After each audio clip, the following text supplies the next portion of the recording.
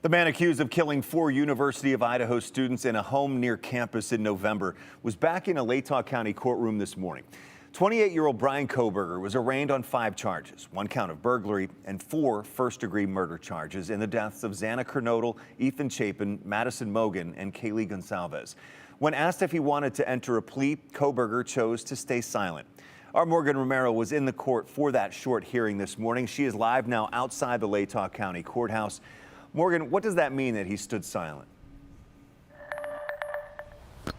So, Doug, during his short arraignment, about 15 minutes here at the Latah County Courthouse this morning, Kohberger's defense stood up and told the judge that Kohberger chose to stay silent. Effectively, the judge entered a not guilty plea on his behalf, and the case moves forward and it goes to trial. We got here around 6:20 a.m. Pacific time. We lined up outside the courthouse with other local, regional, national, even international media.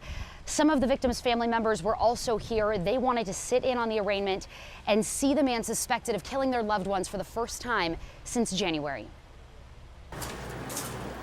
6 months after police say he stabbed 4 University of Idaho students to death, Brian Kohberger appeared in a Latah County courtroom, wearing an orange jumpsuit on his thin frame and shackles on his feet. Okay, we are now on the record in State of Idaho versus Brian C. Kohberger. As the judge read the names of the victims, Kaylee Gonsalves, Madison Mogen, Xana Kernodle, Ethan Chapin, some family members there grew emotional, wiping tears from their eyes. Kohberger's arraignment comes just 1 week after a grand jury formally indicted him on the 5 charges he already faced. Community members on the grand jury believed prosecutors showed enough evidence to move forward with the case and bring it in front of a district court judge.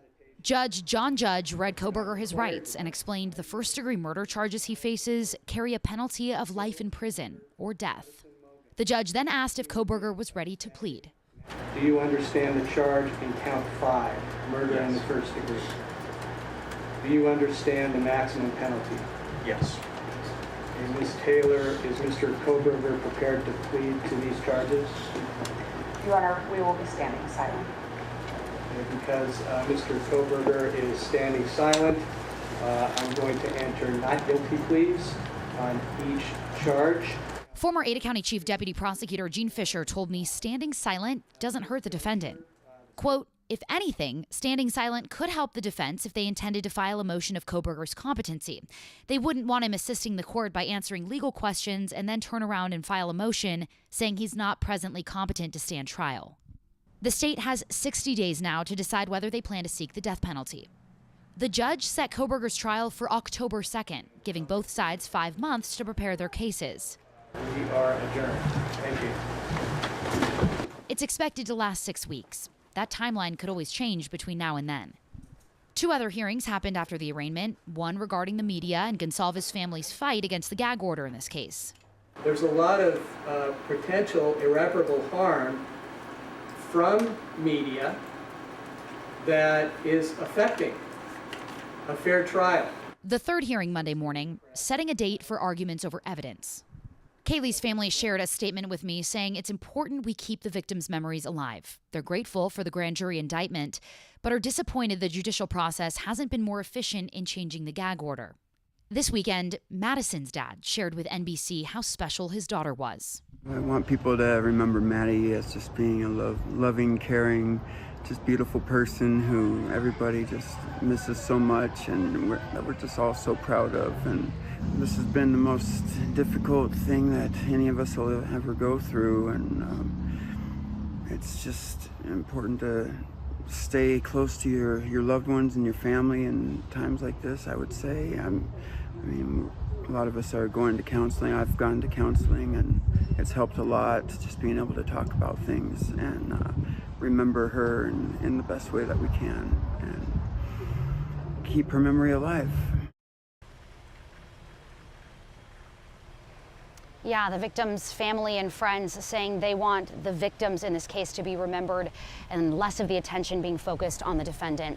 Back here in Moscow, not a lot of students here as school got out a little more than a week ago. Last Saturday, all 4 victims in these stabbings were honored with posthumous degrees during the spring commencement. By the way, it is possible that Brian Kohberger's trial moves out of Latah County and down to Ada County, or another county in Idaho, where there's a better chance at finding a fair and impartial jury. And the Gonsalves family said it really well today, Doug. They said today is just the beginning of a long journey for all the families involved in this tragedy. No doubt about that. And Morgan, these decisions will play out over the course of like several hearings leading up to that October date, right? That's right. There's going to be hearings on motions to compel discovery. Again, it's possible that the defense files that notice of intent to seek the death penalty. It's possible that Kohberger at any point could change his plea. So really, there's a lot that we don't know that's going to come out between now and October. And again, as I mentioned in my story, it's possible that that October trial date even gets pushed back a little bit further too. But we will be staying posted on all the documents that are filed, the motions, the orders, as well as any hearings that are set here in Latah County between now and then. All right, Morgan Romero live for us in Moscow today. She'll be also appearing on the 208 and the news at 6 with further reporting. Morgan, thank you very much.